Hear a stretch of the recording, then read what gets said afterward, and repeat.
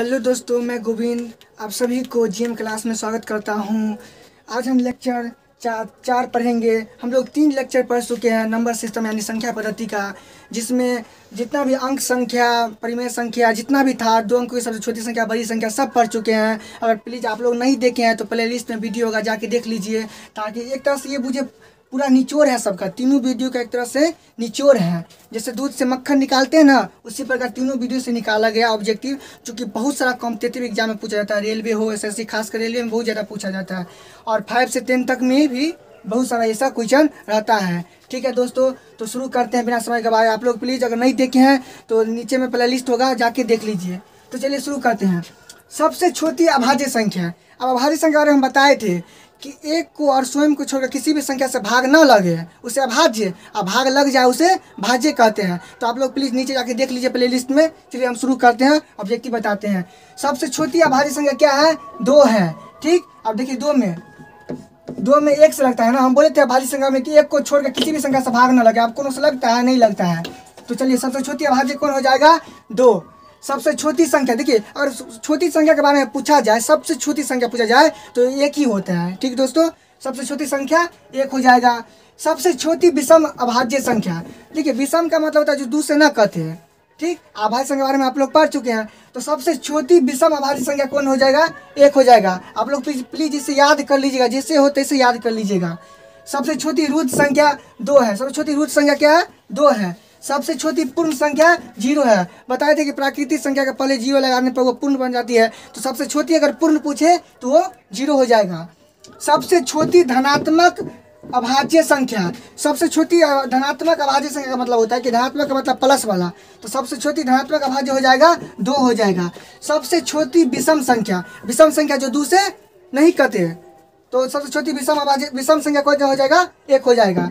और सबसे छोटी सम संख्या, तो सम संख्या जो 2 से पूरा भाग लग जाता है उसे सम कहते हैं। तो सबसे छोटी सम संख्या कोई हो जाएगा? 2 हो जाएगा। ठीक, सबसे छोटी प्राकृतिक संख्या 1 हो जाएगा। प्राकृतिक संख्या बताए थे ना कि गिनती की संख्या को प्राकृतिक संख्या कहते हैं। सम संख्या है तो सम संख्या बताए थे ना कि जो 2 से पूरा भाग लग जाए, और विषम संख्या जो 2 से भाग न लगे। तो दोस्तों एक बार फिर मैं दोहरा देता हूँ, आप लोग प्लीज इसे नोट कर लीजिएगा, नहीं तो स्क्रीनशॉट मान लीजिएगा। शुरुआत करने चलिए। सबसे छोटी अभाज्य संख्या 2, सबसे छोटी संख्या 1, सबसे छोटी विषम अभाज्य संख्या 1, सबसे छोटी रुद्र संख्या 2, सबसे छोटी पूर्ण संख्या 0, सबसे छोटी धनात्मक अभाज्य संख्या 2, सबसे छोटी विषम संख्या 1, सबसे छोटी सम संख्या 2, सबसे छोटी प्राकृतिक संख्या 1। तो दोस्तों आप लोग समझ गए होंगे, मैं आशा करता हूँ।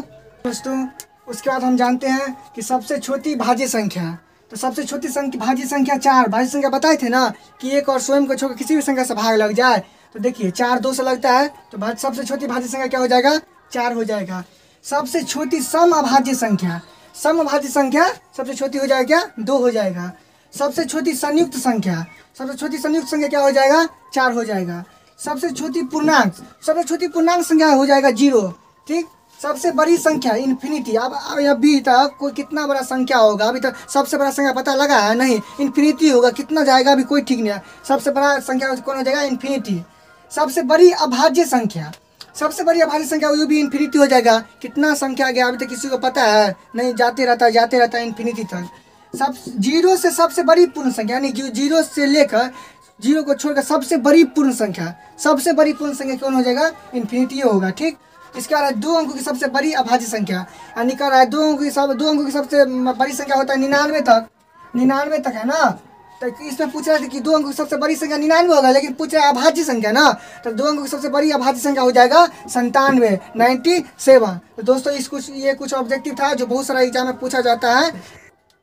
तो दोस्तों खत्म करने से पहले एक मोटिवेशन क्वेश्चन हो जाए। चलिए शुरू करते हैं। कहा जाता है कि जिसमें होते हैं बुलंद हौसला वो करते हैं खुद फैसला। जिसमें होते हैं बुलंद हौसला वो करते हैं खुद फैसला। ऐसे लोगों को कहा जाता है मुकद्दर का सिकंदर। जी, इसी के साथ हम वीडियो समाप्त करते हैं। आप लोग प्लीज़ इसे सपोर्ट करिएगा, लाइक शेयर कमेंट कीजिएगा, जितना हो सके अपने दोस्तों में शेयर करिए, और मिलते हैं नेक्स्ट वीडियो में। तब तक के लिए जय हिंद, जय भारत।